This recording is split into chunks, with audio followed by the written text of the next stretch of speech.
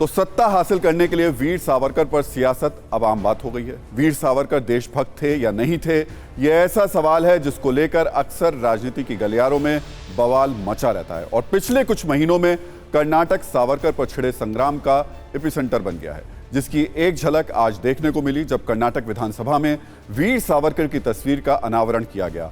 आज से कर्नाटक विधानसभा के शीतकालीन सत्र का आगाज हुआ था और आज पहले ही दिन सावरकर पर जबरदस्त हंगामा देखने को मिला। विधानसभा हॉल में सावरकर की तस्वीर लगने के विरोध में कर्नाटक में विपक्ष के नेता सिद्धरमैया और दूसरे कांग्रेस विधायकों ने विरोध प्रदर्शन किया। सावरकर की जगह दूसरे क्रांतिकारी नेताओं की तस्वीर लगाने की मांग की। कर्नाटक कांग्रेस के अध्यक्ष डीके शिवकुमार ने सूबे की बीजेपी सरकार पर आरोप लगाते हुए कहा कि भ्रष्टाचार के मुद्दे से ध्यान भटकाने के लिए सावरकर को एजेंडा बनाया जा रहा है। सावरकर पर मचे सियासी गदर की संपूर्ण तस्वीर इस रील में देखिए।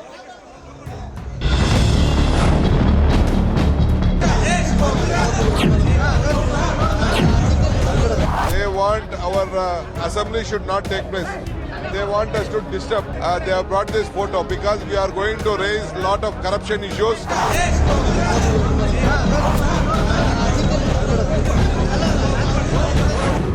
सावरकर अकेले नहीं है, एक श्रेष्ठ स्वामी जी विवेकानंद जी ने डाला है।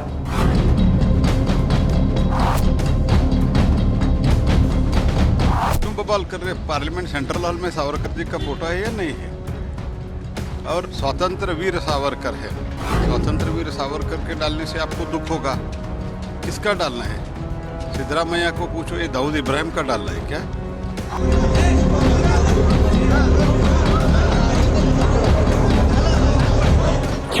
क्या टीपू सुल्तान की तस्वीर होनी चाहिए कर्नाटक में? अगर वीर सावरकर का नहीं होना चाहिए तो किसका होना चाहिए?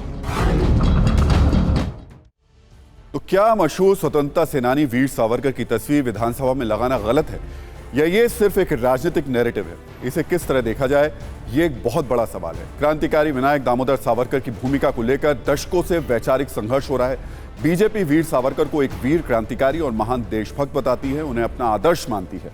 लेकिन कांग्रेस कहती है कि वीर सावरकर अंग्रेजों के सामने झुक गए थे और उन्होंने अंग्रेजों से माफी मांगी थी, इसलिए उन्हें वीर नहीं कहा जा सकता, उन्हें नायक नहीं माना जा सकता। वीर सावरकर को लेकर कांग्रेस और बीजेपी की सोच में ये मूल अंतर है। इस विवाद पर कांग्रेस के विधायकों ने आज सिर्फ हंगामा ही नहीं किया, बल्कि विधानसभा अध्यक्ष को चिट्ठी लिखकर सावरकर की तस्वीर पर आपत्ति जताई और दूसरे महापुरुषों की तस्वीर लगाने की मांग की।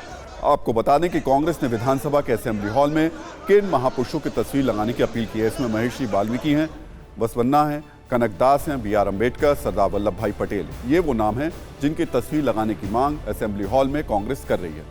ऐसा पहली बार नहीं है जब कर्नाटक में सावरकर को लेकर के संग्राम छिड़ा हो। आपको बताते हैं कि हाल ही में कर्नाटक में सावरकर को लेकर किस तरह बार बार सियासी गदर देखने को मिला है। इस साल 15 अगस्त को कर्नाटक के शिवमोगा में सावरकर के पोस्टर लगाए गए थे। हिंदू संगठनों की ओर से पोस्टर्स लगाए गए, जिसके बाद टीपू सुल्तान सेना ने विरोध किया था। इस दौरान दो गुटों के बीच हिंसक झड़प भी हुई थी। 15 अगस्त 2022 को ही कर्नाटक के उडुपी में अखिल भारतीय हिंदू महासभा पर सावरकर के पोस्टर लगाने के आरोप लगे थे। पोस्टर में सावरकर और सुभाष चंद्र बोस की तस्वीरें लगाई गई थी। उडुपी के ब्रह्मगिरी सर्कल में यह पोस्टर लगाया गया था। विवाद के बाद इस पोस्टर को हटा लिया गया। इसके अलावा 18 अगस्त 2022 को कर्नाटक में ही बेंगलुरु सिटी कॉर्पोरेशन ने सावरकर के पोस्टर्स हटाए थे। इस दौरान भी हिंदू संगठनों पर पोस्टर लगाने के आरोप थे। पोस्टर में नाथूराम गोडसे और सावरकर की तस्वीर लगी थी।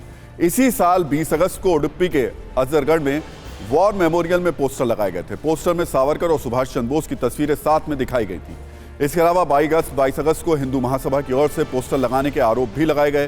पोस्टर में बाल गंगाधर तिलक और वीर सावरकर की तस्वीरें लगाई गई थी। भगवान गणेश को बीच में रखा गया था। इसके अलावा कर्नाटक के विजयपुरा में कांग्रेस के रीजनल हेड ऑफिस में सावरकर की तस्वीर देखी गई थी। कांग्रेस ने बीजेपी के कार्यकर्ताओं पर पोस्टर लगाने के आरोप लगाए थे। यानी आजकल कर्नाटक की राजनीति में सावरकर का नाम हो या तस्वीर, दोनों ही सियासी हथियार हैं। कर्नाटक में अगले साल चुनाव हैं, ऐसे में हर सियासी हथियार को धार दी जा रही है।